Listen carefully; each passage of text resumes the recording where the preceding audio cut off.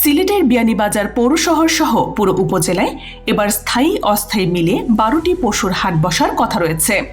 তবে অস্থায়ী পশুর হাট বসানো নিয়ে এখন পর্যন্ত স্থানীয় প্রশাসনের তেমন উদ্যোগ চোখে পড়েনি, যদিও স্থায়ী পশুর হাটকে ঘিরে ব্যাপক প্রস্তুতি চলছে।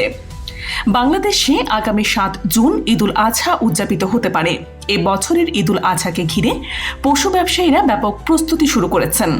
গৃহস্থলী ও খামার থেকে গরু সংগ্রহ শুরু করেছেন ব্যবসায়ীরা।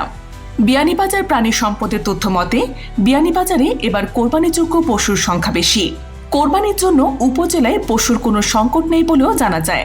বিয়ানীবাজার উপজেলা প্রাণী সম্পদ কর্মকর্তা ডাক্তার মবিন হাই বলেন, উপজেলায় এবার 12,066টি কোরবানিযোগ্য পশু রয়েছে, অথচ আমাদের বিয়ানীবাজারে 10,600টি কোরবানির পশুর চাহিদা রয়েছে। কোরবানি ঈদের সম্পূর্ণ প্রস্তুতি আমাদের রয়েছে। আমরা অত্যন্ত সতর্কতার সঙ্গে প্রস্তুতি নিচ্ছি যাতে আমাদের গবাদি পশুর বাজার স্থিতিশীল থাকে। পশুগুলো যাতে আমাদের ক্রয় ক্ষমতার মধ্যে থাকে তা নিয়ে খামারিদের সঙ্গে কয়েক দফায় কথা বলা হয়েছে বলে জানানো হয়েছে।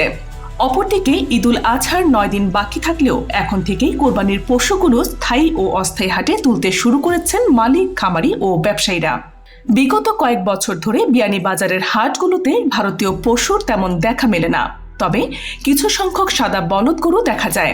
সীমান্তে কারাকারি থাকলেও ঈদুল আজহাকে সামনে রেখে কিছু ভারতীয় গরু প্রতিবারই অবৈধভাবে দেশে প্রবেশ করে। এবার পাকিস্তান ভারত সীমান্তে যুদ্ধের প্রভাব পড়েছে বাংলাদেশের সীমান্তেও। প্রায় প্রতিটি সীমান্ত পয়েন্টে বিজিবি ও বিএসএফ এর কড়া নজরদারি রয়েছে।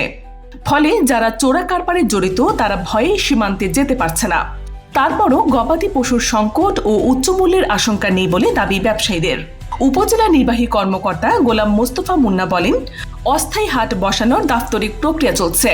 স্থায়ী ও অননুমোদিত অস্থায়ী হাট ছাড়া রাস্তা, বিভিন্ন সড়কের মোড়, গ্রাম্য হাটে পশুর হাট বসালে জড়িতদের বিরুদ্ধে আইনানুগ ব্যবস্থা নেওয়া হবে। BGN TV 24 সংবাদ, যেখানে বিশ্বাসযোগ্যতা সেখানে।